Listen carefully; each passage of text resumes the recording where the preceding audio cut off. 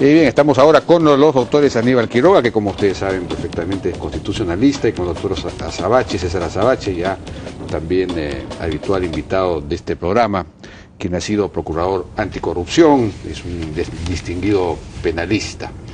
Buenas noches, ¿cómo están? ¿Cómo les va? ¿Qué tal? Buenas noches. Bueno, doctor Quiroga, usted ha señalado en una columna hoy día en El Comercio que en realidad esta sentencia puede provocar una condena de la Corte Interamericana de Derechos Humanos, pero según el procurador Adriancén esto no debería ser así, puesto que la sentencia más bien señala que 2 de los 3 acusados en la Corte Interamericana de Derechos Humanos, pues según esta sentencia, no habrían sido ejecutados extrajudicialmente, sino en el fragor del combate, y que en el tercer caso lo que la sentencia dice es que hay que investigar para precisar exactamente cuáles fueron las circunstancias en las que fue, digamos, ejecutado o asesinado. Entonces estarían cubierto el Estado con esta sentencia. No entiendo bien por qué es que usted insiste en esta posición, digamos, tan negativista. Porque la lógica de la Corte Interamericana es distinta que el fuero interno, ¿no? A veces pensamos que las cosas funcionan al revés y que el sistema interno se va a imponer en el sistema internacional, y ocurre exactamente lo contrario. La Corte Interamericana está investigando ejecuciones extrajudiciales, y lo que dice básicamente es que estas ocurrieron y que el Estado peruano no ha tomado las medidas necesarias para que en un tiempo razonable hayan sido determinadas, investigadas, sancionadas y los culpables puestos en prisión. Entonces lo que dice ahora la Corte... Además la Corte dice que son los comandos, los asesinos. Bueno, o sea que la Corte es un problema muy serio para el Perú, una vez más. Ese es otro tema. Otro Entonces, tema, ¿no? Lo que ha ocurrido ahora es que la Corte Interna, la Corte Nacional, ha dicho que por lo menos en uno de esos casos, efectivamente la persona fue muerta extrajudicialmente.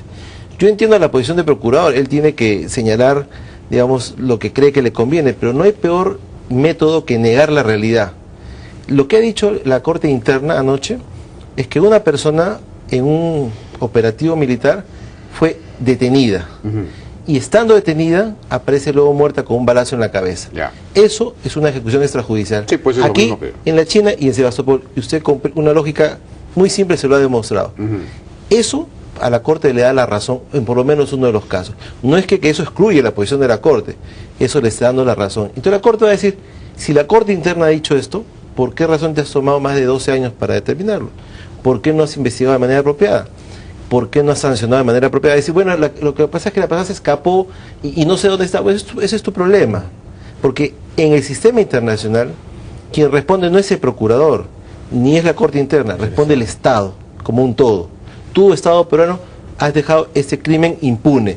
Tanto que tu Corte Interna ya ha dicho... ¿Quiénes han sido los demandantes en este caso? ONGs en nombre de las víctimas. En nombre de las víctimas. Concretamente uno de ellos, que hasta donde yo sé, es la doctora Cano. Probablemente la PRODE, seguramente. Me imagino que sí, pero ellos son los demandantes que han tomado el nombre de uno de ellos, de Tito, y luego se adhieren los otros dos. Entonces, claro, lo que yo digo con una lógica también muy simple es, si la Corte Interna dice que en por lo menos en los casos sí ha habido ejecución extrajudicial, la Corte Interamericana el próximo año nos va a condenar de todas maneras, sobre todo cuando no había una defensa adecuada. El doctor Azabache no solamente ha sido procurador anticorrupción, ha sido procurador en este caso específico, y en menos de un año hemos tenido 3 procuradores. Pero la Corte, es decir, la Corte sanciona, ¿qué es lo que finalmente un fallo de esta naturaleza la Corte determina? Porque no puede asignar responsabilidades. La violación del Pacto de San José, eso es lo que determina. La violación de la Convención Americana para los Derechos Humanos suscrita por el Perú el año 78, 11 de julio del año 78.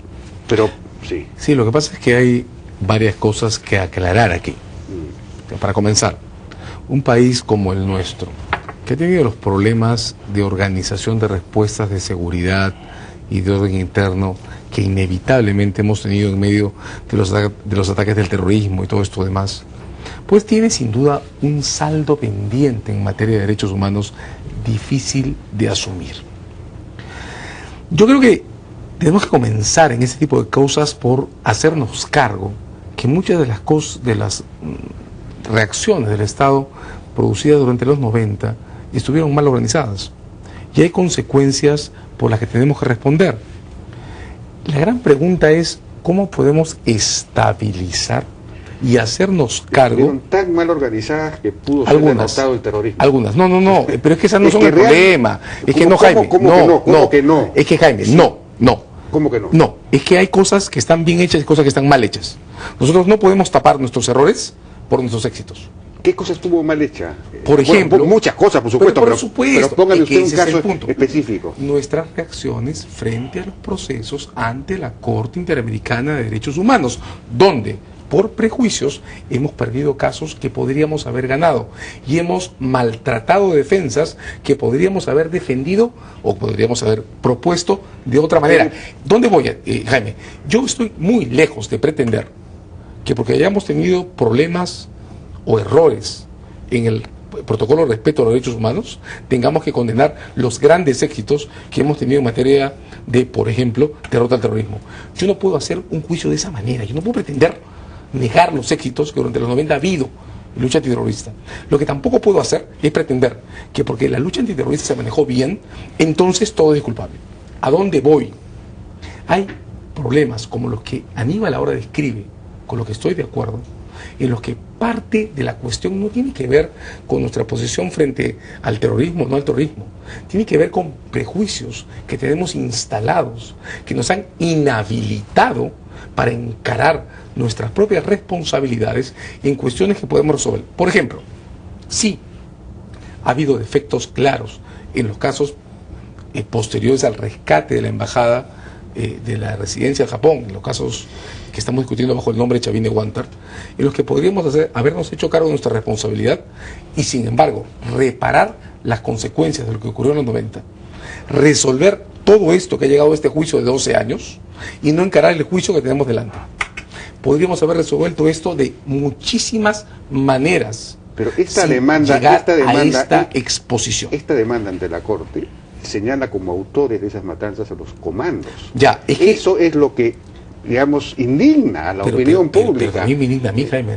Y estoy de acuerdo contigo. O sea, ¿qué es lo que ocurre? Entonces, hay una serie de confusiones que se producen alrededor. para que del al modo- final se termine indemnizando a los terroristas, No, no, o a las pero- familias pero terroristas. no estamos Entonces, hablando ese es de el una tema. Pero eso, No, eso ese no pasa es el- porque la defensa perdón. no es apropiada. Yo estoy de pues. acuerdo con eso. Porque Sí. el sistema de la Corte, el sistema de la Comisión, es un sistema adversarial. Ellos no investigan la verdad.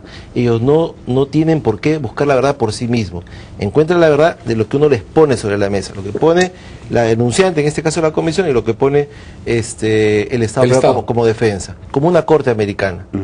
En consecuencia, si al final casi siempre se condena a Perú, es porque la defensa peruana ha sido Muy mala. deficiente. El doctor Azabache, decía hace un rato, ha sido procurador en este caso Sí, claro. y fue cesado por el gobierno. Y en menos de un año, No, renunció. No, bueno, renunció. fue renunciado, renunció, ok. Pero en No menos sé de un por año, qué renunció, pero esa es renunció. la pregunta. En menos de un año han habido 3. El doctor Azabache, el doctor Cateriano, Bueno, el doctor Cateriano se convirtió en ministro, por eso, entonces tuvo que le voy a dejarla. poner un ejemplo. Es como si usted tiene un enfermo grave del cerebro, ¿no? Y trae un especialista para que lo opere. Y de pronto, ese especialista lo vuelve ministro de salud y quiere que se cure el enfermo. ¿Cuál es la relación? No, ¿Qué no. tenía que hacer el doctor Cateriano como ministro de defensa y como procurador? Son dos cosas distintas. El que sea ministro de defensa no hace mejor la defensa en el caso peruano, ni abona al caso peruano. Lo que significa No, claro, hace que él ya no pueda seguir al No, cargo del y caso. que Eso es todo. y que en un caso importante tengamos 3 procuradores en menos de un año. Pero lo que se refiere a Aníbal en concreto es a que el Estado no está asumiendo una posición sólida y sostenible frente a sus propias contingencias legales respecto a la Corte. Y eso es un tema en el que tenemos que empezar a trabajar de otra manera. trabajar y que tenemos que empezar a revisar con calma. Permíteme, César, una Por interrupción. favor. Chile ha tenido una violencia con Pinochet de muchos años. La Argentina otro tanto. Y no tiene esos problemas en la Corte. Porque trabajan con ellos. Porque el secretario general de la Comisión es argentino y porque manejan a nivel de la Cancillería y su Ministerio de Justicia de manera apropiada las reglas de la Corte y las reglas de la Comisión. No se pelean con ellos. Entonces, ¿por qué el Perú, que ha tenido periodos de violencia graves, tiene ese nivel de enfrentamiento? Por eso, porque pensamos que son terroristas, izquierdistas y que hay que pelear con Y ellos. déjame, Hay que salir. y déjame agregar eso, Aníbal, o porque ni Colombia ni Chile tienen estos desórdenes para poder analizar cómo pararse frente a la Corte. Por ejemplo, ¿qué va a pasar ahora? ¿Vamos a ir al caso Chavine Guanta ante la Corte a defender la sentencia del tribunal o vamos a ir a defender el recurso que acaba de presentar el Ministerio de Defensa contra la sentencia del tribunal? ¿Qué vamos a hacer? Vamos a reproducir la enorme paradoja que creamos en el caso de Barrios Altos por la sentencia del caso Weinstein y vamos a ir con 2 estados ante la Corte, o vamos a empezar a ponernos de acuerdo y poder encarar pero lo que es significa normal, un juicio. Pero esto de la unanimidad es dictatorial. Pero es que Perdón, eso es dictatorial. ¿Por qué el Poder Ejecutivo tiene que tener la misma posición del Ministerio Público o del Poder Judicial? El Estado peruano no puede... Perdóname. Estás equivocado. Perdón, déjeme terminar de preguntar. El Estado peruano no puede funcionar con autonomía para comenzar. Tiene que tener una posición unívoca, unánime. Eso solo existe en las dictaduras. Lo que el Estado tiene... El Ejecutivo tiene una posición que seguramente refleja el punto de vista de la opinión pública, de repente el Poder Judicial tiene otra, y eso es natural. No, pero es que, Jaime, el problema no es ese. El problema es que tengamos un procedimiento estable para poder definir la posición del Estado ante un tribunal internacional. Pero por supuesto que tienes razón, pero por cierto que el Parlamento, el Judicial, el Ejecutivo e incluso la Superintendencia pueden discutir cualquier tema de este asunto. Lo que no podemos hacer es encarar un procedimiento internacional de esta envergadura sin poder explicar cuál es nuestro procedimiento interno para estabilizar nuestras propias opiniones nacionales. El procedimiento interno, que yo sepa, ha consistido precisamente en un juicio, un proceso que es el que acaba de culminar con una sentencia. Sí. Entonces, ¿cuál es el problema respecto del procedimiento interno fuera del tiempo que ha pasado? Plazo. Pero de todos modos... El plazo, que es un plazo irrazonable. 12 años. Pero perdón, al señor, pero eso es normal en el Perú. Sí. ¿Cuántos de los militares vinculados al gobierno de Fujimori siguen procesados hasta ahora y todavía no culminan las sentencias? Es decir, ya van 12 años. Por eso hubo el caso Chacón, y por eso el Tribunal dijo que eso era un exceso. Y por eso justamente el Tribunal Constitucional ordenó que el general Chacón fuera excluido del proceso por un plazo irrazonable. O sea, no es un estándar indebido, ni aceptable. Pero fíjate, en el caso de Chile, la Corte le ordena modificar su constitución. Los chilenos no hicieron cuestión de Estado. Y en el caso de Chile, ¿qué cosa dijo la defensa del Estado chileno? Yo no tengo responsabilidad, es la Corte Suprema. ¿En qué caso de Chile? En el caso de Olmedo Bustos, la última tentación de Cristo. Y Chile va y le dice a la Corte, mire, yo no tengo responsabilidad, es la Corte Suprema. En Chile hay división de poderes, no como nuestros vecinos, acá somos civilizados. Pero aquí estamos ante un caso... Y la Corte le dijo, mira, no me interesa si lo ha hecho la municipalidad o el pueblo de Condorito o la Corte Suprema. Frente a la Corte, el Estado chileno es responsable. Hay a quien ha de tomar la decisión. Eso es lo que no manejamos apropiadamente. ¿En qué, digamos, supongamos que la Corte inevitablemente va a llegar a la conclusión de que el Estado peruano es responsable porque han pasado 12 años después de los argumentos que ustedes están señalando? Y porque ha habido por lo menos comprobada ejecución extrajudicial. Y no se ha investigado suficientemente, pese a que había un juicio que justamente ha terminado. Bueno, ¿qué tipo de sentencia es? Señores, por lo tanto, repare usted a las víctimas. No. ¿Cuál es la sentencia? Es que ese es el mito, Mira, hay varios mitos, Jaime, ¿para qué nos sirve esto? Esa es la pregunta. ¿Para qué nos sirve? Nos sirve para aprender a pararnos frente a un sistema que tiene por objetivo fijar cuáles son los derechos de las personas y las consecuencias de la responsabilidad del Estado. ¿Qué es lo que ocurre? Aquí hay un mito. Este no es un caso de grandes responsabilidades pecuniarias. Este es un caso de estabilización de consecuencias de decisiones inadecuadas. Por ejemplo, no es cierto, para comenzar, que este procedimiento termine exponiendo a Aníbal. Discutámoslo si no estás de acuerdo, pero no es cierto que este procedimiento termine poniendo en riesgo la libertad de los comandos de Chavín de Huántar. Yo creo que es una posibilidad. Yo creo que no. Yo creo que no por una razón. Pero si están siendo acusados en la Corte. No. Sí, están siendo se les indica como responsables. Porque si encaramos la evidencia de manera sensata y conforme a lo que nuestro propio tribunal interno ha concluido, la razón por la que se expuso a los comandos Chavín de Huántar en el 2001, que es... Pero ahí sí vale entonces el tribunal interno, ahí sí vale lo que hemos hecho. Pero por supuesto que vale. Entonces... Pero por supuesto que vale. Y valía en el 2002 y valía en el 2001. Ni Meléndez Cueva, ni Peceros Pedraza, que son los dos decesos de terroristas por los que 11 comandos de Chavín de Huántar fueron denunciados en el 2001, corresponden a casos de ejecución extrajudicial. Ni siquiera conforme al tribunal interno. El gran problema de este caso... ¿El tribunal privativo te refieres? No, ni el privativo ni el actual. Entonces, si eso ya ha sido visto por los tribunales internos, ¿cuál es el caso? Es que el caso proviene de nuestra imposibilidad de haber dicho en agosto del 2002, cuando este caso fue habilitado para la jurisdicción militar, que no había necesidad ni siquiera de llevar ante la jurisdicción militar los decesos de 2 terroristas que no correspondían a ejecuciones extrajudiciales. Si vamos a revisar la historia hacia atrás, el principal error que nuestra historia tiene en punto a las reacciones del caso Chavín de Huántar proviene de haber habilitado en agosto del 2002 la jurisdicción militar para que revise el deceso de 2 terroristas, repito, Meléndez Cueva y Peceros Pedraza, que murieron en enfrentamientos y no en condiciones compatibles en condiciones extrajudiciales. Si pudiéramos regresar la historia hacia atrás, lo mejor que nos habría podido pasar habría sido que en agosto del 2002 la Corte Suprema, en vez de entregar esa parte del caso a la jurisdicción militar, hubiera declarado que el auto que inició investigación contra los comandos era nulo por falsa de motivación. Eso fue una decisión y cerrar el procedimiento. Fue una decisión de la Corte Suprema, sí, absolutamente independiente, en un régimen absolutamente democrático. Y completamente equivocada. Pero es que uno tiene derecho a equivocarse. Pero por supuesto, pero ese es el centro. Si el sistema electoral, estamos de acuerdo. Si el sistema institucional peruano no puede equivocarse, de acuerdo, entonces nunca vamos a crecer. De acuerdo, país. De acuerdo. Y ese es el centro, lo que tendríamos que explicar en la Corte. Lo que tendríamos que decir en la Corte es que nos equivocamos en agosto del 2002. Es que esos errores son los que se pagan. Que nos equivocamos porque en lugar de entregar porque la Corte cree que nos equivocamos. No, por favor. porque nos equivocamos, Jaime. Porque ni pensé, porque no había razones para abrir un procedimiento militar en función a 2 decesos. Pero la Corte Suprema llegó a esa conclusión de manera independiente en un régimen democrático. Entonces, yo no creo que no sé, no he leído el expediente. Pero eso es lo que te estamos diciendo, es que fue un error. Ese fue un error, pero que, si no puede haber un error en una decisión independiente. No puede. Pero los errores se pagan, y ese error lo que hace es lesionar la Convención Americana de Derechos Humanos, que es lo que la Corte defiende. Así como nosotros defendemos la Constitución de la Corte es el Pacto de San José, y lo que va a decir, ese error de la Corte Suprema interno viola el Pacto de San José, y por lo tanto hay que repararlo. Tenemos que ir, si me permiten, a una pausa y regresamos.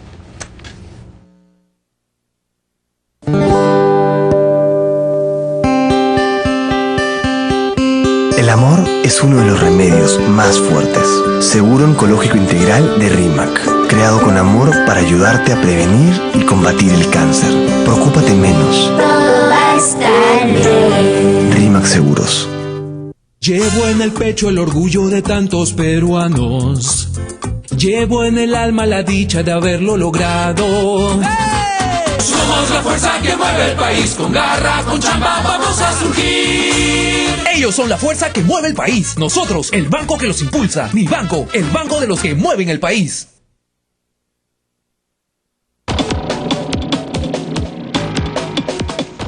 Hay un aspecto que me ha llamado la atención en esta sentencia, y es que revisa toda la teoría, digamos, toda la teoría de la autoría mediata, que es la misma que se aplica a Alberto Fujimori.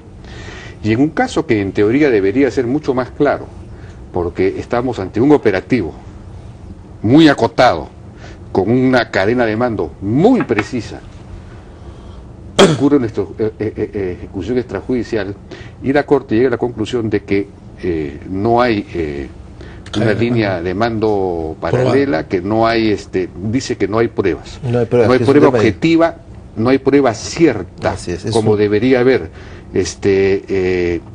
Esto debió haberse aplicado también al mismo caso de Alberto Fujimori. Si se hubiese aplicado esta concepción al caso de Alberto Fujimori, no le habrían dado 25 años, probablemente. Probablemente, ¿no? Pero claro, la Corte no dice que no haya habido esa cadena de mando, lo que dice es que no hay prueba de esa cadena de mando. Entonces llega a una verdad legal, y legalmente, a eso me refiero yo. Al no tener pruebas tiene que absolver. Pero eso también puede ser revisado por la Corte Interamericana. Pero yo tengo una explicación adicional a eso, y es que es diferente encarar un caso como el de Barrios Altos, con una cantidad masiva de víctimas hasta un menor de edad, y encarar un caso en el que el tribunal concluye que hay un solo deceso, el de Cruz Sánchez, producido en circunstancias no esclarecidas y con un solo imputado claro, que es el coronel Zamudio. O sea, ¿a dónde voy? Para comenzar. Pero si hay algo, un operativo tan controlado, tiene que haber una cadena de mando. Otra cosa es un asesinato de un grupo. No convirtamos la teoría del dominio del hecho en una verdad dogmática que nos obligue a Yo, pensar lo que digo- que siempre que hay un deceso hay que responsabilizar por él a todos los superiores. No es así. Pero claro, Y menos, tiene que haber pruebas. y menos, exacto. Bueno, y por eso me digo, menos si- cuando si el se deceso hubiese- es de una sola persona. Si se hubiese aplicado este criterio, no se encontraron prueba objetiva, prueba cierta, Es que no la al hay. caso de Alberto Fujimori, Pero tampoco habría sido es que no condenado. podemos extrapolar el caso. Bueno, en el no que sé, un esa es una tribunal pregunta que yo encuentra- estoy haciendo, pero porque que esa es la en el respuesta- caso de Fujimori tampoco hay esa es la prueba respuesta- objetiva, prueba cierta. Esa es la respuesta que estoy tratando de dar. No Ya. se puede extrapolar las reglas que corresponden al caso de un deceso de un terrorista en una reacción frente a un atentado con el caso de un ataque a un grupo de población en una pollada. Ahora, yo debo decir, y Jaime, tú lo recordarás, que respecto a Barrios Altos, en el caso Fujimori, mi opinión personal es distinta a la que corresponde al caso Cantuta. Y cuando discutimos esto en el momento que correspondía antes de la condena, yo sostuve que a Fujimori había que absolverlo respecto a Barrios Altos y no de la Cantuta. Y que a Fujimori había condenado por la Cantuta no por la teoría del dominio funcional, sino por una omisión responsable. Pero es otra cosa.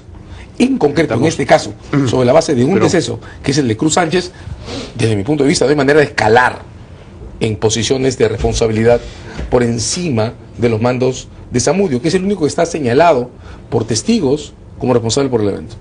Y eso hace la sentencia, desde mi punto de vista, enteramente defendible.